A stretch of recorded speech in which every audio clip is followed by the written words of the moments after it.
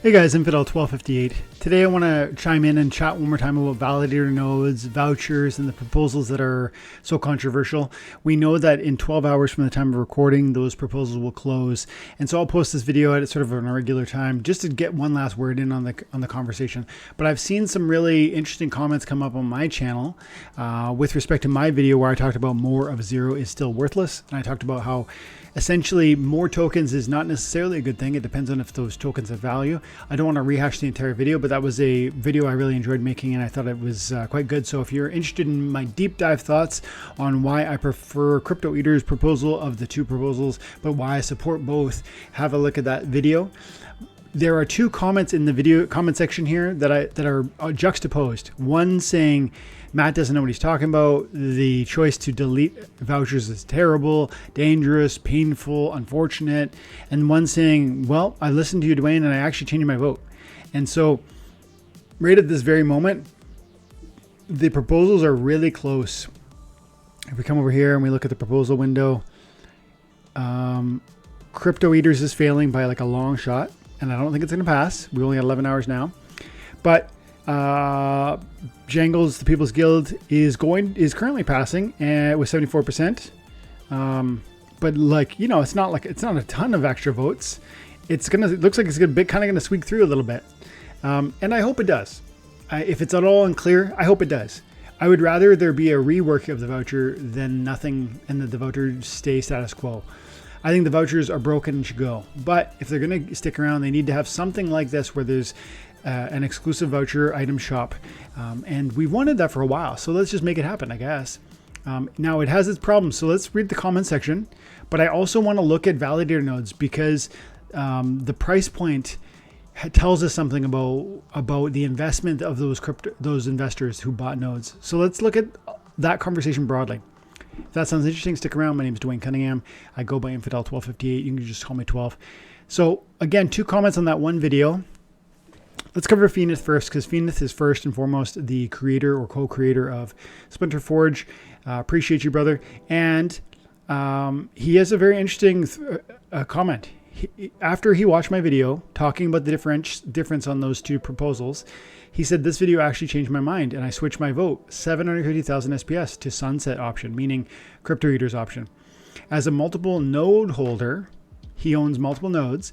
I would of course like to be receiving something instead of nothing, but after listening to you talk it out, you're most likely right that the benefit of not having vouchers to detract from anything else will make up for it in other ways. I think that's the core message. Thank you for saying it so clearly, Phoenix. What my point would be is that if there's X amount of value in the ecosystem of Splinterlands, value meaning like anchored to US dollar investment in this space, then if we print new tokens, we don't increase wealth. This is what happens in America and every country around the world. America's not more rich when you turn on the money printers. It's less rich because the real value is the core thing that was made. In Splinterlands world, we're talking about cards that are limited in number and have a desirability. They have function within the game. Within the real world, we're talking food, water, housing. If you print more units of measurement, more currency, those tokens get passed around quickly and the inflation happens. The value of the token is eroded because there's now more tokens chasing after the same limited number of assets.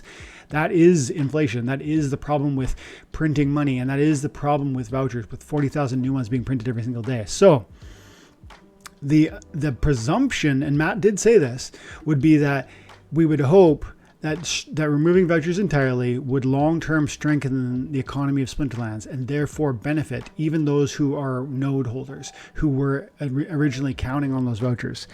And Phoenix seems to agree that that makes sense, even as a multiple node holder. He goes on to say, I view the extra dev hours gained from sunsetting as a big benefit. He knows this sort of world, being a game designer himself, and understands that there's a degree of there's a finite amount of time that the developers can spend on creating the game itself.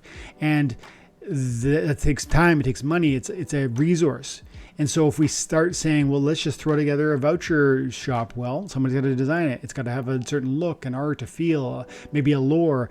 Then it's got to have this ongoing rotationary exposure to new content. And And we've heard so much. I want to raise this point too. We've heard a lot of talk over the last weeks and months about how Splinterlands and Steam Monsters, the company, want to attract new players and have them be sticky when they get here, meaning stick around, buy a spell book, play the game, buy SBS, buy cards. And they haven't seen that yet. But as they're hoping to get there, they're more concerned with that than we, the older players, being, let's say, tickled and encouraged in this moment. Like, a voucher shop is more for us who've been here for a long time and want cool new skins and etc. It's less about the new player. It's more about the old player. And that's not our focus right now. That's not Matt's focus. It's not his desired focus. He's only willing to go there because it seems like our proposal is asking for it. And I think he agrees, as I agree, that reworking the voucher is better than no change to the voucher. So anyways, Phoenix concludes his remark by saying, those extra dev hours would be really good for the team. And but then he says, either way, the big win is that either way the vouchers will stop being used as a discount token, which directly takes away from DSE utility. Yes, true, agreed. And that's why I voted yes on both those proposals, because yeah, I'm okay with the People's Guild proposal passing, even if I don't think it's the best. And by the way, I didn't come up with either of the ideas. So I'm being like an armchair quarterback when I come in now and say, you know, it could be better in this way or that way. So good on both of them for creating those proposals. They did great. And I hope that one of them passes at least. And then other side of the spectrum, I'm going to say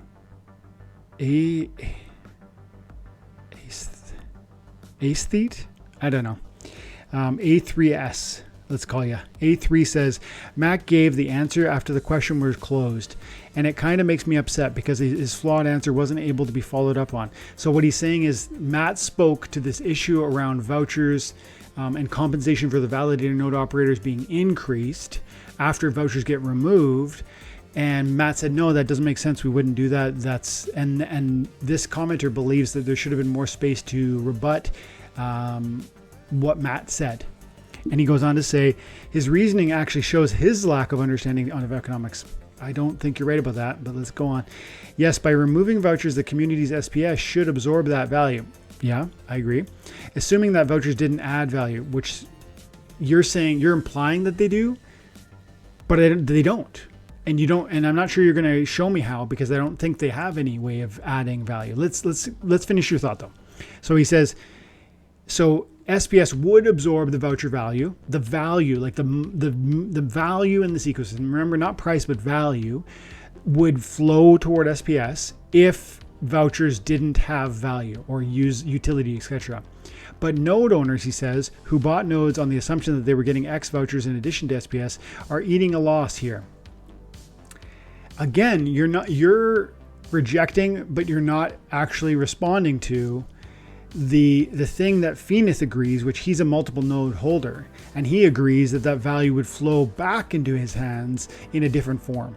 And so you're saying no, and you're saying the node operators are going to just eat that loss. But even Phoenix, who's a multiple node holder and a huge SPS bag holder, is in disagreement with you. And I think you're actually mistaken with respect to, you know, who would be eating the loss. And then you go on to say it's slightly offset by everyone's SPS increasing in value. So you're saying that sunsetting vouchers would benefit maybe the entire community, but it would hurt node operators. And I don't know that long term that's true, because we don't really want, you know, are we scratching and clawing for a few percent? Are we aiming for a future where Splinterlands and Steam Monsters, the company, are thriving, wild success, and we've come so much further than where it's not minimal percentage gains that we're talking about, but life-changing wealth. To me, it's the latter option. And so I don't think we need to worry about, well, my vouchers, which are practically, you know, without value at this moment, or my nodes, which are, you know, $220 right now on Hive Engine. You know, these questions are not the long-term life-changing wealth that's possible with a game like Splinterlands. If you agree that's possible, it's not just limited to those windows. And so if the game succeeds, your other assets are going to benefit, including the SPS that you're going to get paid by node operation, right? I don't want to read your whole comment, but it's clear to me that you feel strongly. And I'll just say, I understand that not everybody's going to agree with me, but I do think you're mistaken when you start to talk about, you know, One, that Matt needs to stick around for longer to sort of hear criticisms of his answers to the comments. That's kind of not how it works. But if you have a comment that you want to have him answer, I'm sure if you drop it, he will next time, or even this week. That's what they've been doing recently. And then two, that the node holders are going to be quote unquote eating a loss or not benefited by a change to vouchers, which would remove them from the game. I do think it would benefit them. I do think the overall victory of the game would be a victory to those node holders. And it seems like Phoenix agrees with me. And one last thing I want to point to as we talk about this issue of what the node holders have lost in this sort of journey. You know, we go, well, they paid $1,500 for those nodes in the first tranche, I think, or maybe it was 1,000 in the first tranche and then 15 in the second tranche. We're now, I think, in the third, if I recall correctly, and you can see that's $2,500 US plus 500 vouchers. If you do the max vouchers, you end up, I think it's is it $5,000? Let's go 0. Yeah, it's $5,000 for one now. And you got to pay that in SPS, which is 770,000 SPS. But if you do the max vouchers, you get 50% off, and you have to pay $2,500 in SPS, which would be 388,000 SPS. So that's crazy. And of course, almost no licenses have moved in the last year. And my reason for bringing this up is because I want to point you to the time when these would have sold. In the last year, almost none of these have sold. I think maybe 3 or 4 of them have, but almost none of them. And then there was, I think, 1,000 sold in the last tranche. I think it might have been 1,500. I can't remember the exact numbers anymore. But several hundred sold in the previous tranche. I bought some of them at that level. And I bought 3 of them. And they were $1,500 US, I believe. Plus vouchers, call it, maybe it was $1,800 or something like that for the node. I did the math. If it was $1,500, because I do think it was $1,500, and it might have been then your vouchers were in there too, but I got vouchers for free, so it kind of didn't matter to me. So I'm calling it $1,500 for that node. And then it was 8 cent SPS back then. That's when I bought my nodes. That cost me 18,750 SPS to buy my nodes. And again, those are, when I bought my nodes is when most people bought their nodes, that price point, because most people haven't bought them recently at the $5,000 benchmark. So I'm saying most of us who bought nodes bought them around 18,000 SPS plus some vouchers, 500 vouchers or whatever. And that's important to know, because people are like the commenter in the comment section saying the node operators are going to eat the loss is pointing to this idea that, first of all, that there will be no financial gain for the node operators if we delete the vouchers. I think there would be, because of the reallocation and the stability and the success of the overall tokenomics of Splinterlands and how that would benefit node holders themselves. That's good for them, meaning what's good for the game is good for us as investors, even node holders. So that's the first piece of it. But the second piece of how it would be good for them if we remove, or how validators have been good for them, even if there's this conversation around no vouchers losing value. Because understand this, both proposals change vouchers.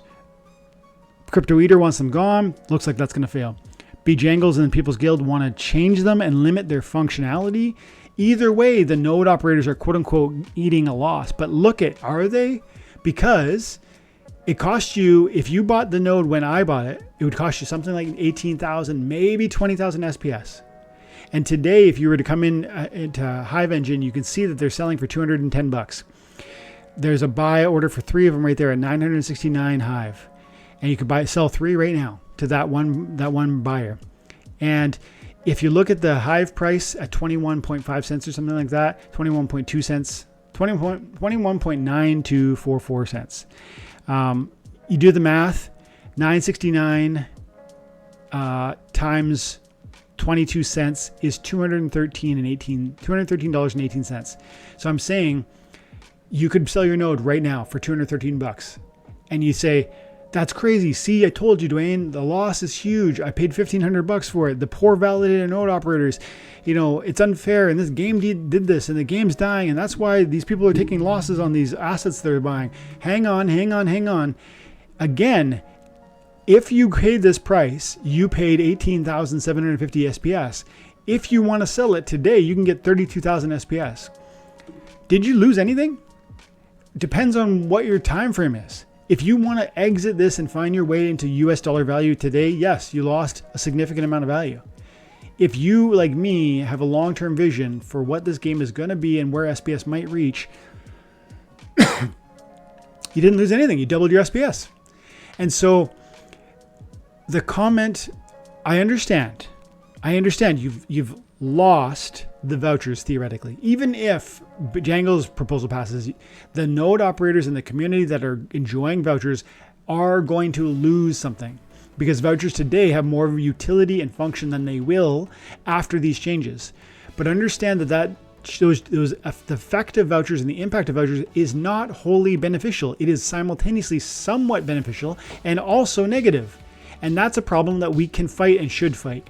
And clearly the community agrees. That's why the proposal is passing. And also when we look at the broader conversation of whether or not the failure or success of the proposal is damaging to the validator node operators, we have to look at the SPS paid versus the SPS available today.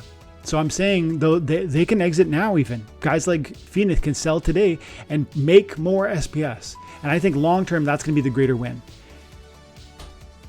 Let me know in the comments below what you think. Have an amazing day. God bless.